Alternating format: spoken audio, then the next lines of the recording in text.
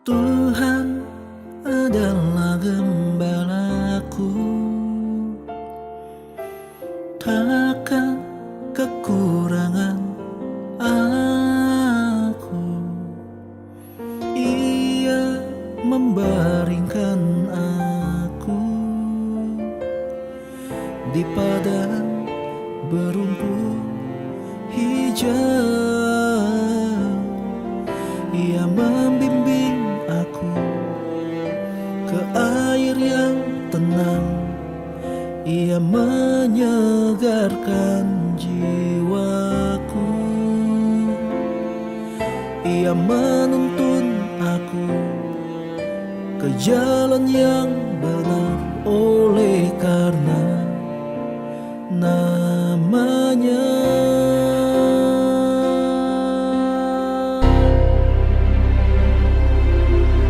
Sekalipun ku berjalan dalam lembah gelap, ku tak takut bahaya, sebab Engkau besertaku.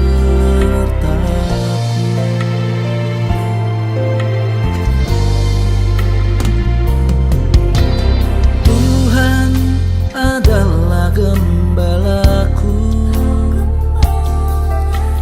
takkan kekurangan aku. Ia membaringkan aku di padang berumput hijau. Ia membimbing air yang tenang. Ia menyegarkan jiwaku. Ia menuntun aku ke jalan yang benar, oleh karena namanya. Sekalipun ku berjalan dalam lembah gelap, ku tak takut bahaya,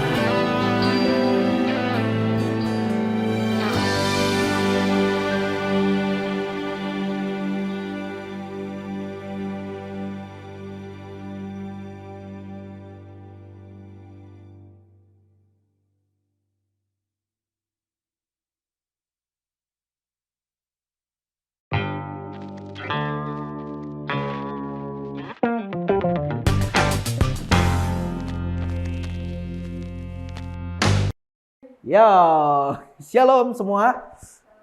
Oke, sudah 2 minggu disautin shalom saya. Berarti ada perkembangan. Manusia di sini sudah mulai bernyawa semua. Kita masih di tema bulan apa nih? November. Elevate others. Elevate, kita harus naik. Kita harus naik, tapi ketika kita udah naik, jangan lupa untuk membantu yang lain juga untuk naik. Itu arti dari elevate others, membantu yang lain untuk naik juga. Jadi bahasa, hey, gimana nih yang habis dari Jerman? Asal ngomong, gue langsung nggak tahu kepanjangannya apa Jerman ya, pengen gue plesetin apa ya. Oke, jadi itu konsep dari bulan ini, elevate others. Jadi kita membantu untuk menaikkan sesama. Dalam arti kata apa? Jangan maruk, jangan rakus. Ketika kita udah di atas, ingat dulu kita di bawah. Lu nggak bisa ke atas kalau lu belum dari bawah. Kalau kita ngomong dari sudut pandang ekonomi, ya mungkin kita dulu, ya ampun, kemewahan kami berdua adalah kalau bisa makan di kerendang. Itu mewah, karena buat kita dulu itu mahal kerendang. Kerendang rumah makan biasa kok, pinggiran. Tapi harganya nggak kalah mahal dengan di mall gitu ya. Buat kita kerendang mahal gitu. Tapi sekarang tetap kerendang. Tetap kerendang gitu ya. Maksudnya kita ada perubahan lah dari segi ekonomi, ada kenaikan, ya puji Tuhan gitu ya. Puji Tuhan ada kenaikan. Tapi ini yang akan kita bagiin gitu. Gimana caranya bisa naik? Kita bisa kasih value, nggak mungkin kita kasih duit karena duit bisa habis. Tapi ilmu nggak mungkin habis. Sekarang kalau kita ngomong mumpung beliau datang, andai kata aja, andai kata gitu. Andai kata dia di tempat dia kerja mengalami pemecatan misalnya. Dia termasuk orang yang dipecat. Terus dia melamar kerja di sebuah tempat. Sama perusahaannya, maksudnya bergerak di bidang apa sama. Dengan posisi pekerjaan yang sama. Nggak akan sulit dong. Buat si Hendra buat jadi bekerja dengan status yang sama. Hanya pindah tempat. Kenapa? Ilmunya ada. Dia nggak akan mulai dari nol. Nggak mungkin dia belajar lagi tentang dasar-dasar pekerjaan yang harus dilakukan. Ya, kayak gitu. Ilmu nggak bakal hilang. Kecuali kita sengaja menghilangkan, nggak mau latih, ya lupa lah jelas. Kemarin gue coba iseng, wah udah lama nih nggak main Rubik, udah lama nggak main Rubik. Bawa ke tempat kerja main, bener lupa. Ada yang lupa, aduh abis ini apa ya, ngeblank langsung. Karena udah lama, udah berapa bulan nggak dimainin. Itu buat mainan loh. Gimana kalau yang namanya pekerjaan gitu ya, yang semua berbau dengan ilmu, tanggung jawab dan sebagainya, nggak boleh dilupain. Gitu, itu. Dengan ilmu itu kita bisa bantu orang juga buat naik. Makanya kenapa firman Tuhan bilang, kita ini anak Tuhan, harusnya kita ini naik dan bukan turun. Tapi bukan berarti kita naik untuk merendah-rendahkan orang lain. Enggak, kita naik untuk membantu orang lain yang di bawah ikut naik. Itu juga cara Tuhan. Hari ini gue kasih tema, minggu lalu kan gue salah sebut ya. Hari ini gue kasih judul khotbahnya adalah suara terbanyak tidak selalu benar. Betul? Kalian bisa dikeroyok sama banyak orang. Lu salah, lu dikeroyok. Cuma lu yang bilang lu benar. Tapi ada 100 orang bilang lu salah. Masalahnya gini, kalau lu benar, ya lu tetap benar. Mau yang ngomong 1000 kek, mau yang ngomong 10.000 kek. Sekarang kalau mau dibilang, gua cowok, terus tiba-tiba ada 1000 orang, enggak, lu cewek. Mau lu bilang enggak kek, gua tetap cowok. Apakah karena suara terbanyak baru bilang gua cewek, terus gua jadi cewek? Iya, jangan-jangan gua cewek, gitu. Kan nggak gitu kan? Ada hal-hal di mana suara terbanyak nggak berlaku. Asal kita berpegang pada kebenaran. Pada hal yang benar. Masalahnya banyak orang nyerah di sini. Nah udahlah. Nggak ada suara gue kalah. Gue kalah ini nggak menang lah. Banyakan yang sono. Gue mah nggak ada yang milih. Akhirnya kita mundur. Makanya gue nggak terlalu setuju dengan peribahasa atau apa namanya? Atau pemahaman dari teman-teman kita yang lain yang bilang gini, yang waras, yang ngalah. Masalahnya gini, kalau semua yang waras selalu ngalah, lama-lama dunia ini akan dikuasai sama orang gila. Nggak bisa, yang waras harus bersuara. Urusan apakah didengerin apa enggak, belakangan. Yang penting bersuara dulu. Kayak gitu, jadi kita nggak terlalu pusingin ada berapa banyak orang yang setuju sama kita apa enggak. Tapi kita harus pusingin kita ini hidupnya benar apa enggak. Kalau kita hidup benar, walaupun kita dimusuhin sama seorang, ya udahlah. Berarti mungkin kita bukan circle-nya mereka. Tapi gue mau kasih tahu, walaupun banyak yang nggak setuju dengan kita karena kita benar, bukan berarti nggak ada yang setuju sama kita. Ada pepatah tua bilang gini, 1000 teman itu sedikit, 1 musuh itu kebanyakan. Setuju nggak? 1000 teman itu dikit, 1 musuh itu kebanyakan. Setuju apa enggak? 4 hari kemudian, lama banget jauh. Kalau gue tergantung, buat apa gue punya 1000 teman? Kalau 1000-1000-nya ketika gue lagi susah nggak ada yang bantuin.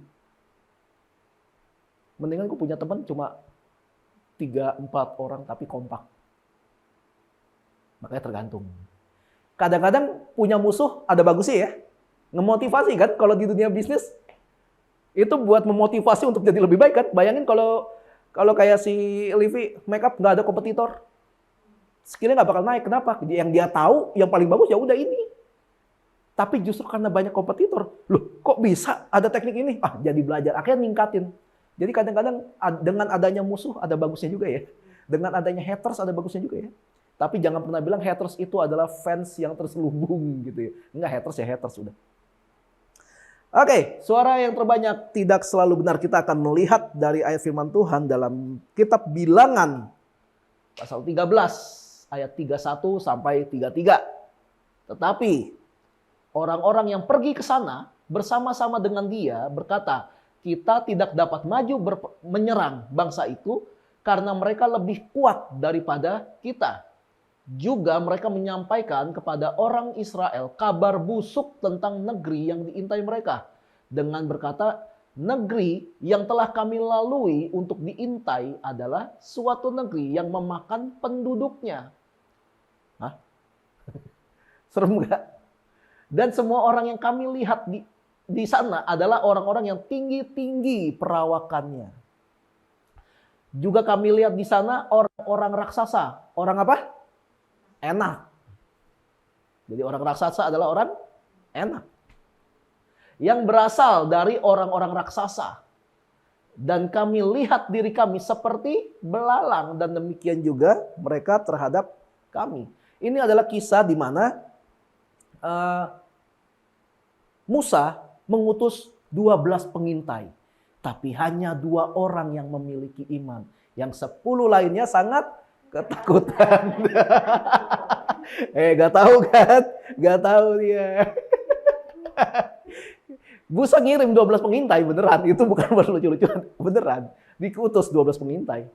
Lalu dikabarkan Yosua dan Kaleb itu ada dari 12 orang itu. Mereka bawa pulang salah satu contoh hasil tanah dari tanah Kanaan. Tanah Kanaan yang huni tanah Kanaan itu raksasa. Literally raksasa. Orang Israel tinggi minimal itu 1,8, 1,9 itu tinggi minimal pendek itu di Israel. Waktu itu. Jadi kalau dibilang Zakheus orang pendek, ntar dulu. Zakheus bisa aja lebih tinggi dari gua. Karena menurut standarnya orang Israel, ya 1,8, 1,7 itu kayak biasa aja tingginya. Waktu itu Yosua dan Kaleb mengintai tanah Kanaan, dilihat gitu kan. Seperti apa tanah. Kalian bisa bacalah Bilangan pasal 13 secara penuh itu seru bukannya, seru. Sampai pasal 14. Karena pasal 14 itu akan ada penghukuman untuk ya yang 10 ini. Mereka mengintai lalu lihat ada siapa aja, tanahnya kayak gimana, subur apa enggak, rame enggak, siapa aja yang tinggal di situ gitu kan. Intinya mereka memotong salah satu hasil tanah yaitu anggur. Dipotong 1 tandan. 1 tandan berapa banyak? Loh, nggak tahu 1 tandan. 1 tandan anggur. Itu kalau kalian beli anggur di supermarket, ada itu yang anggur semua tuh. Nah itu 1 tandan namanya. Tapi di kitab Bilangan mencatat gini. Mereka, bless you. Mereka yang motong tandan anggur itu harus diangkut 2 orang. 1 tandan. Yang ngangkut 2 orang. Kebayang nggak gedenya kayak apa? Ternyata yang tinggal bukan cuma raksasa. Tanaman di situ juga raksasa. Gede juga 1 tandan tapi dipikul gitu. Anggurnya sekepala Jenny barangkali. Satu anggur maksudnya. Sekepala Jenny gitu. Itu subur banget. Subur. Asli. Gue dulu pernah dengar cerita. Nggak tahu ini lebay apa beneran gue nggak tahu ya. Gue nggak tahu.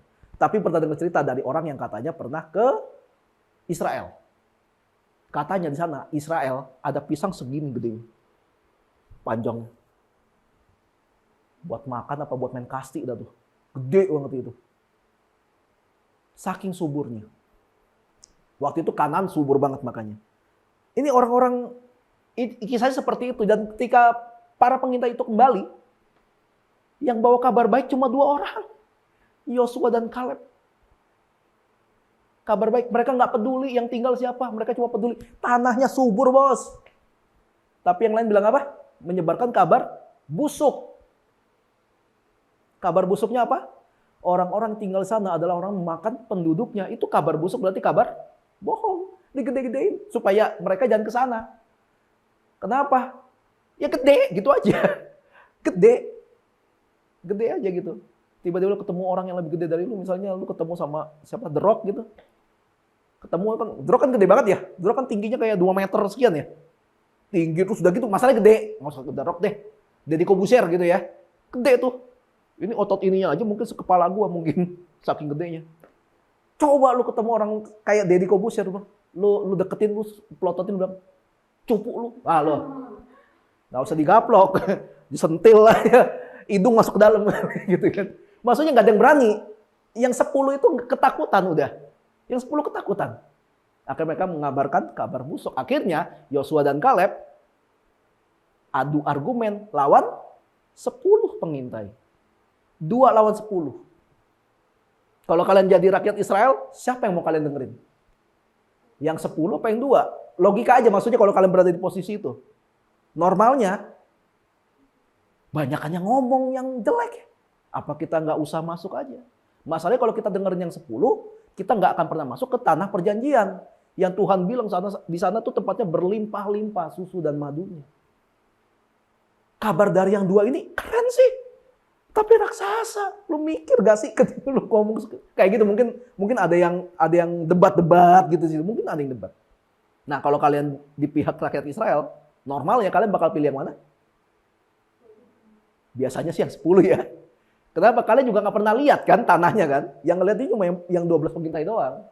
Normalnya. Tapi gue mau kasih tahu, voting bukan cara Tuhan bekerja. Cara Tuhan bekerja adalah mempercayakan. Caranya Tuhan itu bukan voting. Ayo, voting deh, voting. Kalau suara terbanyak mana, berarti itu dari Tuhan. Ntar dulu, enggak dulu. Voting bukan cara Tuhan. Contohnya apa? Perumpamaan tentang talenta. Tuhan menghukum yang 1 talenta bukan karena dia kalah banyak kan, tapi karena dia kubur. Buktinya apa? Mau yang 5, mau yang 2 tetap Tuhan hargai. Dia nggak marahin yang 2, payah lu, enggak. Lalu Rasul Tuhan nggak bikin, ayo rapat sama 600 murid lainnya. Yang mau jadi murid inti saya, angkat tangan gitu. Enggak. Yesus pilih sendiri kan, milih sendiri kan. Lagi jalan ketemu tukang pajak, namanya Lewi. Akhirnya namanya diganti, bukan diganti sih, nama Lewi itu nama Israel, terus nama Yunaninya itu Matius. Dipanggil Matius, jadi muridnya. Ketemu Nathanael, dipanggil. Ketemu Simon Petrus lagi di perahu, lagi bersihin jala, dipanggil. Yesus yang panggil, Yesus nggak voting. Yesus mau pusing untuk nyari 12 rasul. Yesus mau ribet nyari 12 rasul. Bahkan Yudas Iskariot dipilih Tuhan. Kenapa? Mempercayakan, padahal dicatat Yudas itu suka nyolong duit. Duit bendahara dari perbendaharannya mereka-mereka itu. Tapi kenapa Yudas dipilih Yesus? Mempercayakan. Dia nggak voting. Yesus nggak pernah voting. Jadi kalau Yesus aja mau ribet untuk sebuah hasil yang baik, lah kita yang nggak mau ribet siapa? Males ribet banget gitu ya. Udah hati-hati, berarti nggak ada nilai-nilai kerajaan Allah dalam hidup kita. Nggak ada orang yang tanpa ribet bisa dapat hasil yang bagus. Nggak ada. Buktinya anak-anak kaum rebahan, mau nggak mau kalian harus keluar rumah kan untuk bekerja. Karena kalau nggak kalian nggak ada pemasukan. Selama tinggal pandemi, sekarang kerja semua gitu ya, nggak ada yang di rumah. Jadi voting itu bukan caranya Tuhan. Voting bukan cara Tuhan. Cara Tuhan itu mempercayakan. Makanya gue juga nggak terlalu setuju dengan cara gereja kalau milih pengurus itu voting. Kenapa? Gue udah ngalamin di beberapa gereja kalau voting, mereka tuh pilih yang terbanyak buat lucu-lucuan. Si ini aja, terus kadang-kadang suka nyenggol sebelah, si ini aja, si ini. Gitu. Bukan karena mereka punya kemampuan atau mereka emang punya potensi, enggak. Buat lucu-lucuan. Makanya kenapa pemimpin tertinggi harus bisa ngelihat orang ini potensinya di mana. Dan gue setuju sama kata Ahok. Kalau mau tahu kualitas seseorang itu seperti apa, kasih dia jabatan. Kasih dia kekuasaan. Kita bisa lihat dia sebenarnya bisa kerja apa enggak. Dan kan gue akan bagiin 5 hal. 5 hal tentang apa yang harus kita lakukan untuk mencapai tujuan Tuhan dalam hidup kita. 5 langkah. Apa yang harus kita lakukan untuk mencapai tujuan Tuhan dalam hidup kita. Yang pertama adalah, ada slide-nya. Yang pertama adalah fokus pada potensi dan hasil. Fokus dulu ke sana, potensi dan hasil. Potensi dan hasil apa? Potensi dan hasil tempat di mana kita diutus Tuhan. Kan sekarang udah pada kerja nih ya. Fokus. Di situ ada potensi apa. Dan hasil apa yang kita inginkan. Hasil apa yang pengen kita dapetin. Kita lihat dalam Bilangan pasal 13 ayat 23. Ini Yosua dan Kaleb nih. Ketika mereka sampai ke lembah Eskol, dipotong merekalah di sana suatu cabang dengan setandan buah anggurnya, lalu berdualah mereka menggandarnya, membopong. Juga mereka membawa beberapa buah delima dan buah ara. Dipotong setandan, berdua menggandarnya. Kalau kita pakai patokan zaman sekarang, satu tandan anggur, berdua. Ngapain? Itu kayak gue beli anggur nih ke duta buah. Udah, ayo. Ya, gandengan tangan yuk sambil pegang anggur. Gitu. Kan ngapain gitu kan. Satu itu bisa satu orang pakai kantong plastik. Lah ini masalahnya kenapa satu tandan harus digotong. Ya karena gede, udah gitu aja. Harus digotong. Yosua dan Kaleb fokusnya bukan di orang-orangnya. Orangnya gede apa kecil nggak pusing. Ganas apa ramah nggak pusing Yosua Kaleb. Mereka cuma lihat Tuhan bilang, Tuhan menjanjikan sebuah tanah yang subur. Ya udah fokus sama tempatnya. Subur. Di situ tempat kita nanti. Di situ nanti kita akan bisa berkembang dan dewasa di situ. Kenapa mereka nggak takut sama orang-orang raksasa? Padahal mereka juga bukan raksasa amat gitu. Bukan raksasa juga gitu maksudnya. Ya karena Yosua dan Kaleb udah ngelihat Laut Merah terbelah 2. 10 tulah tapi mereka nggak kena. Musa pukul gunung batu keluar air. Ketemu bangsa-bangsa Amalek semuanya habis. Diperangin, gak pernah kalah. Ketika mereka menuntun disertai sama Tuhan. Lah kenapa begitu masuk satu tempat ada raksasa? Kabur. Mereka tetap percaya Tuhan bakal menolong mereka. Gak peduli musuhnya siapa. Even ada Sun Gokong, ya udah kalah. Jadi Sun Gokongguan gitu. Di Kongguan. Nggak khawatir. Mereka fokus sama potensi tempat itu. Itu subur. Gua tanam apa aja bisa jadi nih. Nah, gua tanam gope nih keluar nih gope ceng. Saking suburnya. Ada potensi sama hasil yang bisa mereka dapat. Mereka nggak terlalu pusing sama tantangan. Makanya jangan terlalu setuju dengan kata-kata badai pasti berlalu. Enggak, badai pasti bakal datang lagi. Itu natural. Tapi nelayan yang tahu badai pasti datang lagi, tetap aja berlayar. Badai itu untuk dihadapin, bukan ngumpet. Sama, masalah itu buat dihadapi, supaya kita jadi lebih kuat. Masalah bukan untuk kita kayak minta belas kasihan, aduh gue lagi pusing nih. Aduh, kenapa lu? Nggak apa-apa kok gitu. Ih, dia yang kasih kode, terus langsung pura-pura kayak nggak mau ditanya. Banyak yang kayak gitu kan. Masalah itu untuk dihadapin. Cuma menghadapi masalah tidak wajib menghadapinya sendirian. Betul? Punya masalah nggak wajib kalian hadapin sendirian. Pertama, kita punya Tuhan. Kita bisa minta tolong sama Tuhan. Kedua, kita punya komunitas. Komunitas kita yang punya potensi apa, punya kelebihan apa, manfaatkan itu. Gua punya kemampuan dalam hal musik, video, editing. Manfaatkan itu kalau emang butuh. Kalau kalian mau cari tiket hotel murah, manfaatkan dia. Mungkin bisa, mungkin. Tapi kalau nggak bisa jangan nuntut. Mungkin bisa, ya. Tapi kalau nggak ya sudah. Gitu. Kalian butuh penampilan yang bagus buat pergi ke acara. Tapi bokeh, nggak ada duit gitu buat ini. Coba ngomong sama ibu gembala, mungkin dia tolak. Nggak gitu. Ya coba dimanfaatkan, Yong. Ya kan tinggal ngomong. Ya urusan dikasih apa nggak kan belakangan gitu kan. Tapi ngomong. Makanya masalah itu untuk dihadapi, tapi menghadapi masalah nggak harus sendirian. Menghadapi masalah sendirian, kalian cari perkara. Sekuat apa sih? Masalah itu kan tambah lama tambah gede kan? Sekuat apa sih? Ketika masalahnya kecil kita hadapi sendirian bisa, ya bisa. Mungkin hancur juga tuh masalah. Tapi kalau tambah gede, enggak. Gue dari dulu gini kok, gue bisa sendirian bisa. Itu penyangkalan diri, penyangkalan yang tidak baik. Lu menyangkal kalau lu butuh orang lain, akibatnya lu rugi sendiri. Kenapa? Semua manusia butuh orang lain. Makanya yang diperlukan adalah langkah pertamanya ngomong.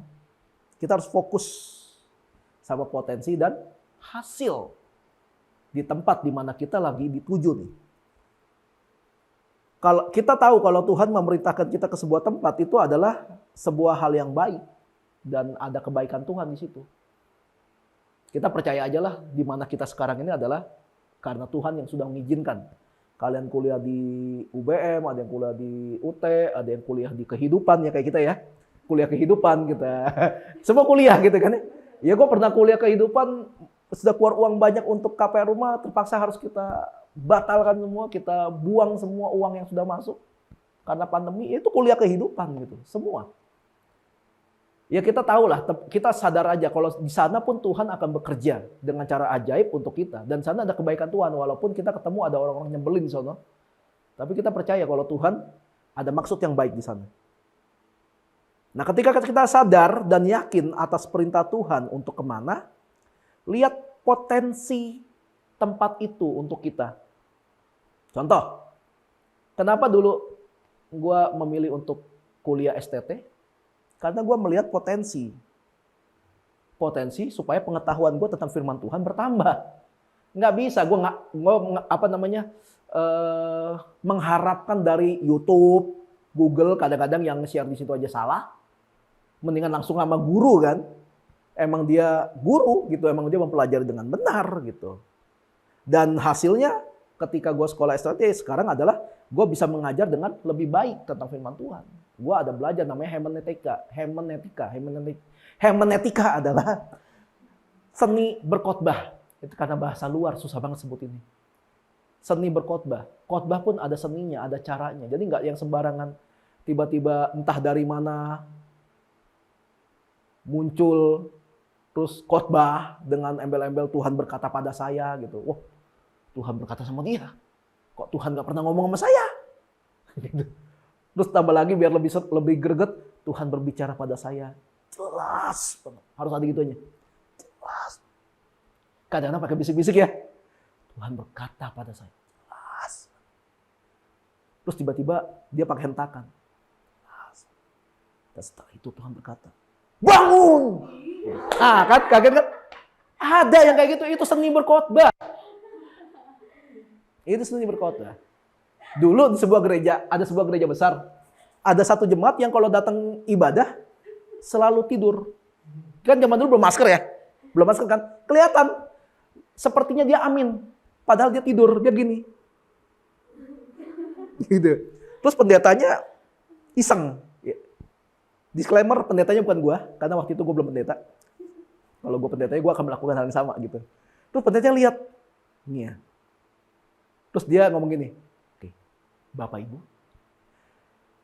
Ibu yang pengen masuk surga, angkat tangan. Wah, angkat tangan semua dong. Kecuali dia amin. Tidur, amin. Turunkan. Oke. Bapak Ibu, siapa yang mau masuk neraka? Silakan berdiri dia. Wah, dari satu gereja dia dong berdiri. Wah, saya mau ketawa. Ada yang mau masuk neraka gitu. Ya, itu entah bijak apa enggak ya itu pendeta ya.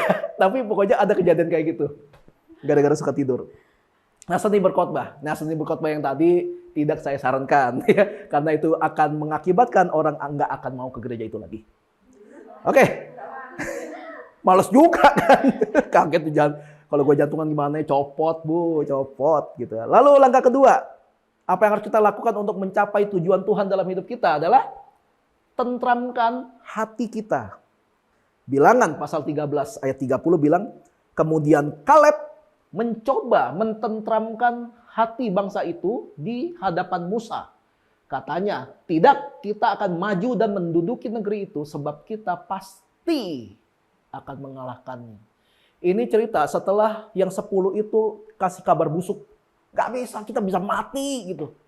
Terus rakyat udah pada teriak-teriak gitu. Wah gimana, udah kita balik lagi ke Mesir gitu.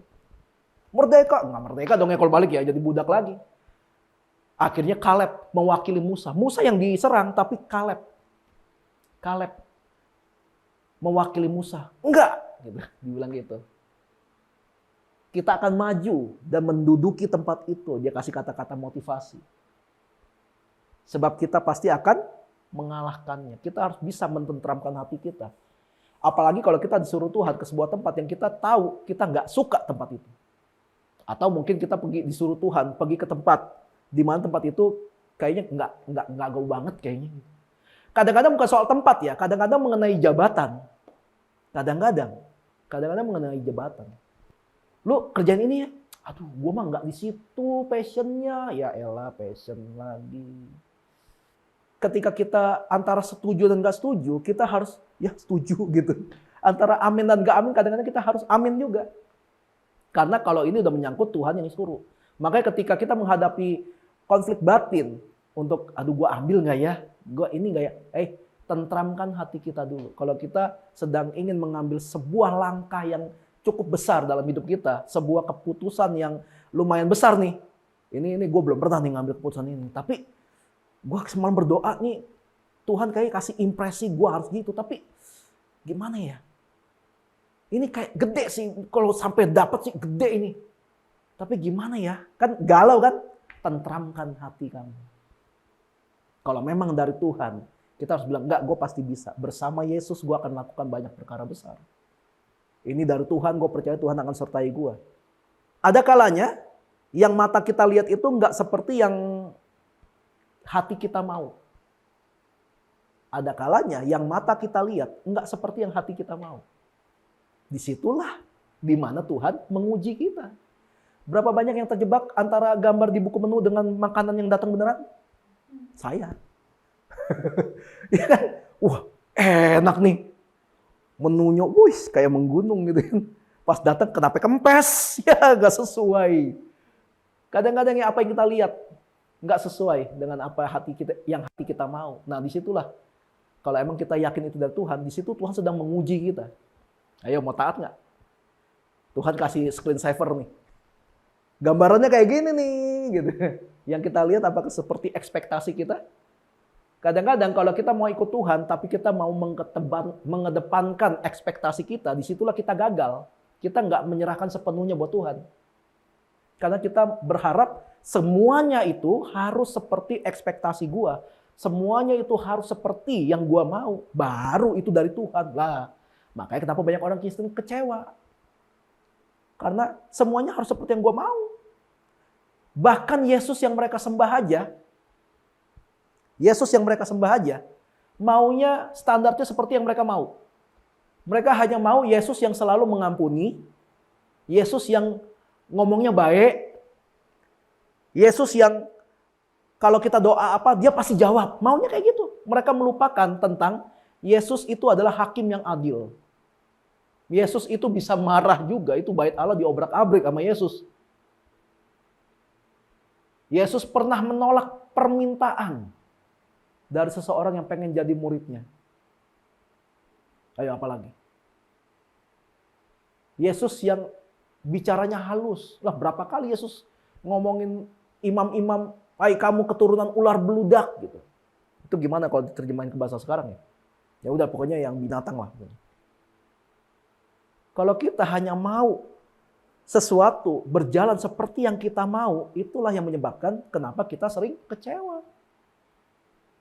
Apalagi kalau dalam dunia pernikahan.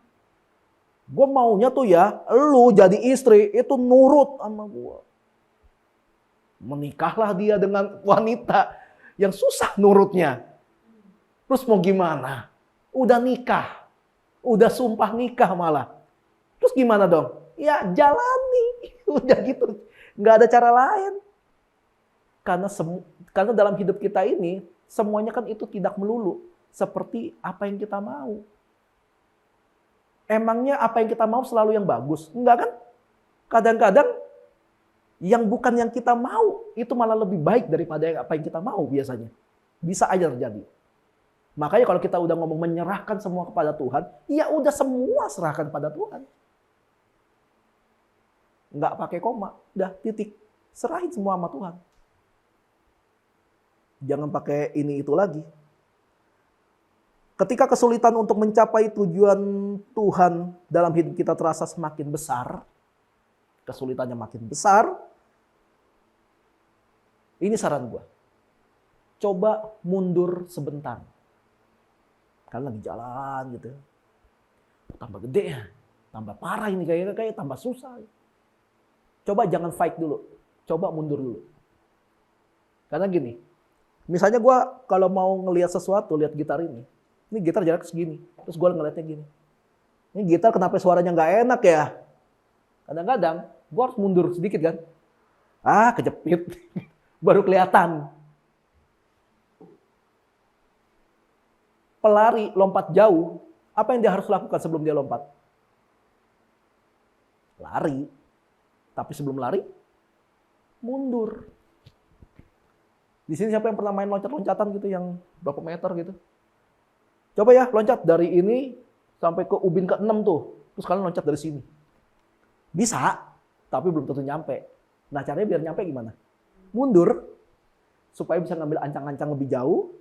Kalian maju, kalian bisa nyampe ke sana. Daripada kalian ngotot. Nggak kan gue maunya dari sini, pasti bisa. Nggak bakal bisa. Karena kita butuh sebuah gaya dorong dari belakang. Jadi ada kalanya ketika kita menghadapi masalah, kita mundur dulu. Bukan kalah, mundur bukan kalah. Mundur itu ngatur strategi. Kelihatannya kayak nyerah, bukan. Belum aja.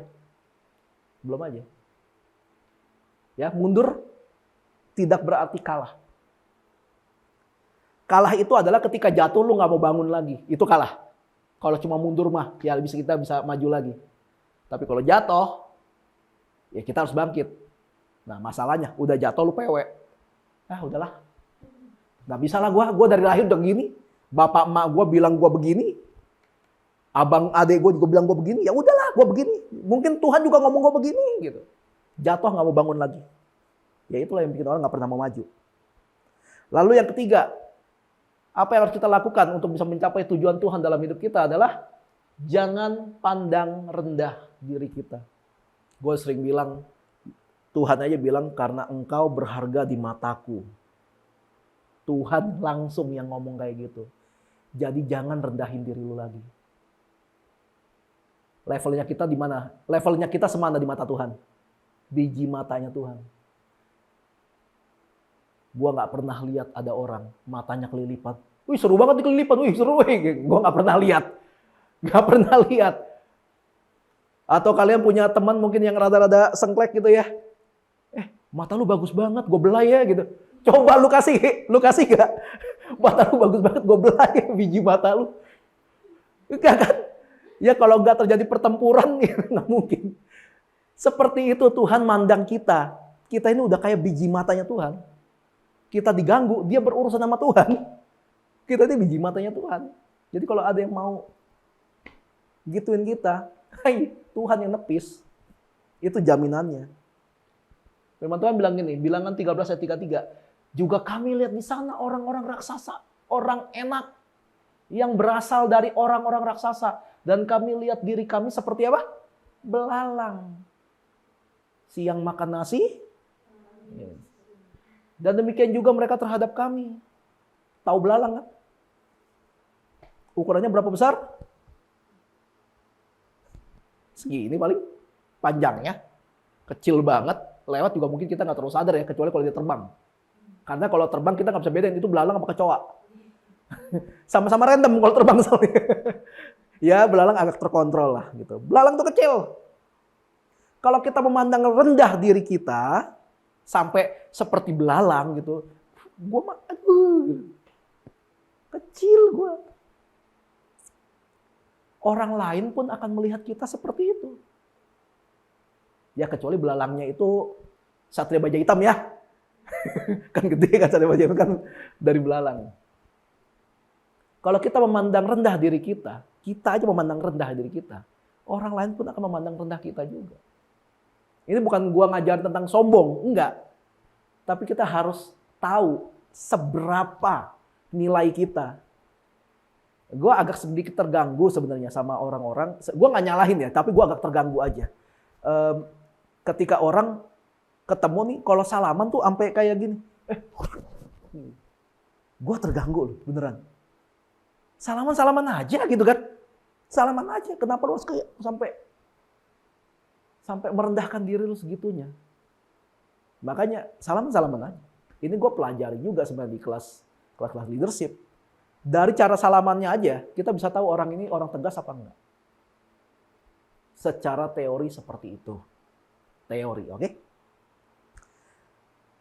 Nah, kalau masalahnya gini, kalau kita memandang diri kita seperti belalang, kita akan melihat semuanya itu gede. Kenapa? Karena kita merasa kita kayak belalang kan. Kecil. Jadi apapun yang kita lihat gede. Kita akan melihat Yora juga gede banget kalau kita memandang diri rendah kita. Kita memandang diri kita tuh kayak belalang. Makanya jangan. Kita udah dikasih Tuhan sebuah value. Kamu itu berharga, kamu itu mulia. Gua mati buat lo, bukan supaya lo jadi orang cemen. Kita ditebus sama Tuhan supaya kita kembali lagi kepada nilai yang seharusnya, yaitu umat kepunyaan Tuhan. Udah. Itu yang Tuhan mau. Makanya jangan pernah memandang rendah diri kita. Walaupun orang-orang pada ngerendahin kita. Gua pun salah satu orang yang tergolong sering direndahin sama orang-orang. Sama keluarga gua, sama teman gua, sama orang gereja, sering ngerendahin gua. Gua pernah dibilang, Firdy itu masih bayi rohani. Dalam keadaan gue udah sering pelayanan kemana-mana gitu. Gue juga sampai kan nggak paham kenapa gue dibilang bayi rohani sama dia. Tapi gue nggak peduli. Yang gue tahu sekarang dia bahkan udah nggak pernah ke gereja. Yang gue tahu tapi ya semoga dia udah balik lagi ke gereja. Jadi yang ketiga itu jangan pernah memandang rendah diri kita. Lalu yang keempat, langkah supaya kita bisa mencapai tujuan Tuhan dalam hidup kita adalah jauhi pergaulan yang melemahkan. Bilangan 14 ayat 3-4. Mengapakah Tuhan membawa kami ke negeri ini supaya kami tewas oleh pedang dan istri serta anak-anak kami menjadi tawanan? Bukankah lebih baik kami pulang ke Mesir? Dan mereka berkata seorang kepada yang lain, baiklah kita mengangkat seorang pemimpin lalu pulang ke Mesir. Mereka udah dibebasin Tuhan, udah ngelihat mujizat banyak banget. Laut terbelah, ada mana turun dari sorga, burung puyuh di sore harinya, tiang awan, tiang api, apa? Semuanya udah dikasih lihat. Begitu cuma masalah lihat raksasa, balik yuk jadi budak. Ada yang salah kan sama pikirannya kan? Akhirnya dikompor-komporin sama yang lain. Berapa banyak dari kita yang sering dikompor-komporin orang supaya kita jangan maju? Deh, lu gak bisa. Lu ngapa? Lu kagak senyum aja mata lu hampir segaris. Terus lu senyum, orang hilang. Pas senyum, hilang karena segaris. Nah udah, apa sih? Padahal mau maju kita. Kita mau lebih dari ini. Caranya gimana biar kita maju? Jangan dengerin orang itu. Jauhi orang-orang seperti itu. Karena kalau enggak kita nggak pernah bisa maju. Kalau sama Tuhan aja kita nggak yakin menang, gimana sama yang lain? Kalau kita hidup, kita ngaku kita percaya Tuhan, kita ikut Tuhan dan sebagainya. Bersama Tuhan aja kita malah ngeklaim, mana bisa kita lawan itu? Gimana kalau kita nggak sama Tuhan? Proteksinya hilang. Tuhan tuh suka lucu-lucuan kadang-kadang. Tuhan tuh suka ngebawa kita pada satu situasi Dimana, jangan bercanda dah lu, gue nggak pernah kayak gini. Jangan aneh-aneh lu. Tapi Tuhan suka membawa kita ke tempat-tempat baru memang. Kenapa? Ya tempat lama kita udah kuasai, ngapain kita di situ lagi? Kita harus ke tempat baru. Nah tempat baru nggak pernah lebih jelek daripada tempat lama. Semuanya berkembang. Nah Tuhan selalu membawa kita ke tempat-tempat seperti itu. Yang kita nggak pernah kebayang. Makanya kenapa Korintus mencatat apa yang tidak pernah dilihat oleh mata, tidak pernah dengar oleh telinga, nggak pernah timbul dalam hati, itu Tuhan sediakan bagi mereka yang mengasihi Tuhan. Jadi kalau kita percaya sama Tuhan, ya udah, serahin semua sama Tuhan. Tapi jangan protes ketika Tuhan membawa ke sebuah tempat yang kita nggak pernah bayangin sama sekali. Jangan kaget kalau Tuhan akan membawa kita pada satu kondisi atau satu situasi yang kita nggak pernah bayangin sebelumnya. Terus kita bilang, nggak mungkin, kayak nggak mungkin. Jangan pernah kayak gitu. Makanya kita harus punya pergaulan yang tepat. Kita harus bergaul dengan orang-orang yang ngerti value-nya kita, dan mereka pun punya value yang sama dengan kita. Kalau kita ketemu orang yang value-nya tidak sama dengan kita, ya jangan bergaul sama mereka gitu aja. Orang yang selalu melemahkan semangat kita dalam mengikut Tuhan, apalagi, jelas itu bukan teman. Mereka penjahat, kalau boleh gue bilang. Karena mau menyingkirkan posisi Tuhan dalam hidup kita. Contoh paling gampang apa? Ya itulah. Sekali-sekali lah nggak usah ke gereja. Gereja aja seminggu sekali. Lu sekali-sekali jangan ke gereja. Dari sekali-sekali, lama-lama jadi berkali-kali. Kecuali karena sibuk kerja ya. Dia kadang masuk kerja. Susah. Maksudnya adalah orang yang dengan sengaja, dengan sadar. Emang, enggak, gue gak mau ke gereja, males. Pengen jalan-jalan aja. Tapi maunya diberkati sama Tuhan. Giliran susah, baru ke gereja. Tuhan, kenapa ini? Itu selalu terjadi. Lalu yang kelima, cara supaya kita bisa mencapai tujuan Tuhan dalam hidup kita adalah kuatkan iman kita. Nah, panjang nih. Bilangan 14 ayat 8 sampai 9. Jika Tuhan berkenan kepada kita, maka Ia akan membawa kita masuk ke negeri itu dan akan memberikan kepada kita suatu negeri yang berlimpah-limpah susu dan madunya. Hanya janganlah memberontak kepada Tuhan dan janganlah takut kepada bangsa negeri itu, sebab mereka akan kita telan habis. Yang melindungi mereka sudah meninggalkan mereka, sedang Tuhan menyertai kita. Janganlah takut kepada mereka. Nah itu adalah pernyataan atau kata dari Kaleb dan Yosua. Jika Tuhan berkenan depannya, masih sopan dia. Ini juga terjadi sama Daud. Daud nanti akan mengalami, belum sekarang. Daud akan mengalami ketika ketika orang-orang yang dia tolong berbalik pengen ngebunuh Daud. Masalahnya itu karena ketika Daud berperang, ternyata para wanita dan anak-anak nggak ada yang jaga. Akhirnya diserang musuh, disandra semua. Sakit hati semua pengikutnya. Akhirnya pengen berniat ngebunuh Daud. Dan dikatakan di firman Tuhan dalam Samuel dibilang ini, dan Daud menguatkan imannya kepada Tuhan. Nah di sini Yosua dan Kaleb itu berusaha menguatkan iman orang Israel. Dia bilang gitu, jika Tuhan berkenan pada kita, Dia akan bawa kita masuk ke sana. Dia akan memberikan pada kita suatu negeri yang berlimpah-limpah susu dan madunya. Itu menguatkan iman. Ketika kita benar-benar drop, gua mau nyampe sana tapi kita drop nih. Kita drop, benar-benar drop. Kuatkan iman kita. Lewat apa? Nggak ada cara lain. Lewat baca Alkitab. Baca Bilangan pasal ke-6. Dibilang apa? Tuhan memberkati engkau dan melindungi engkau. Dia menyinari wajahmu. Dia menyinari engkau dengan wajahnya. Dan memberikan engkau kasih karunia. Kuatin iman kita. Yang kita lihat kadang nggak seperti ekspektasi kita. Termasuk ketika kalau kita lihat sesuatu hal yang negatif, Tapi kalau kita mau hadapi bersama Tuhan, itu bisa aja malah jadi suatu hal yang positif ke depannya. Masalahnya kita harus hadapin itu semua. Kalau memang itu porsinya kita, kalau memang itu goalnya kita harus hadapin. Jangan porsinya orang kita embat, nggak nyambung.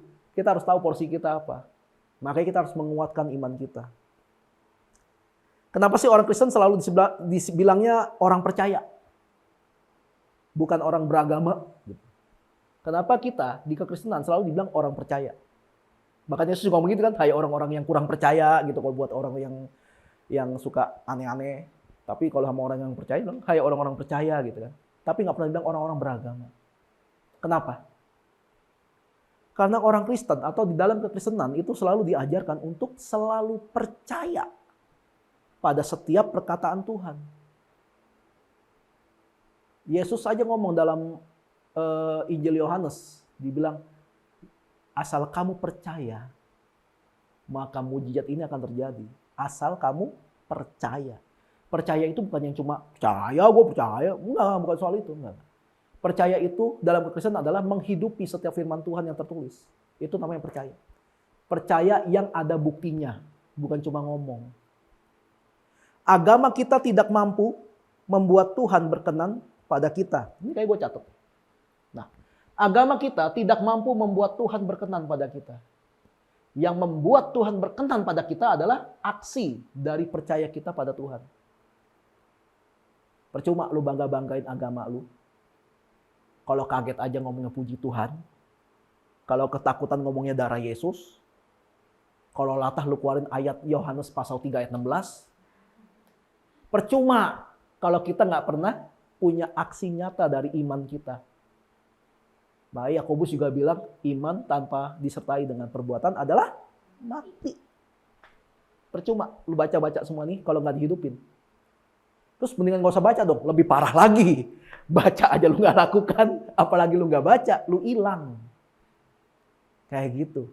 Jadi agama kita tidak mampu membuat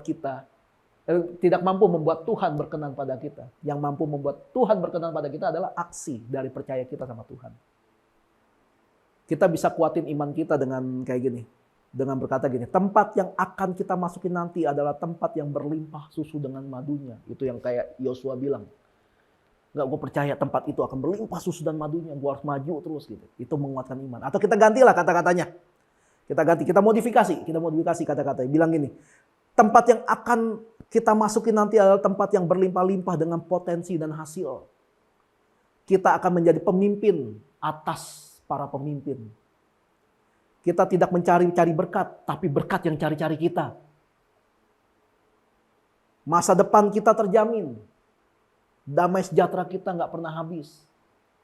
Itu memotivasi, itu menguatkan iman kita. Kenapa disebutnya menguatkan iman? Karena kita pakai dasar firman Tuhan. Kalau motivasi kan, ya udah kata-kata motivasi aja, gitu aja kan. Lu bisa, lu jago, lu hebat, yes semua lu. Nggak ada Tuhannya di situ. Tapi kita percaya kalau Tuhan beserta kita nggak punya lawan. Itu Alkitab bilang kayak gitu. Nah, kalau memang kita sadar, kalau memang kita dengan sadar dan yakin terhadap sebuah perintah Tuhan untuk kita ke sebuah tempat atau ke suatu tempat, jangan dengarkan suara lain walaupun suara itu ada banyak. Kalian punya mimpi apa? 5 tahun ke depan dari sekarang.